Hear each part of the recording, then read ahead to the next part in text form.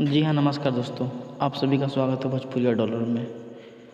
आज बहुत ही ख़ास बात लेके आए हैं आप सबों के लिए कि एक नए मूवी रंग दे बसंती का शूट स्टार्ट हो चुका है, जो कि पूरे फिल्म का शूटिंग जम्मू कश्मीर में और लद्दाख के वादियों में शूटिंग किया जाएगा और पाकिस्तान के बॉर्डर भी दिखाए जाएंगे। फ़िलहाल जानकारी इतना ही है कि ये देशभक्ति मूवी है और इस मूवी में अपने superstar trending star Khesari Lal Yadav main lead hero होंगे और उनके साथ कौन सी हीरोइन होगी इसका भी जानकारी पूरा नहीं मिल चुका है और जैसे ही मिलेगा आप सबों को तुरंत बताऊंगा।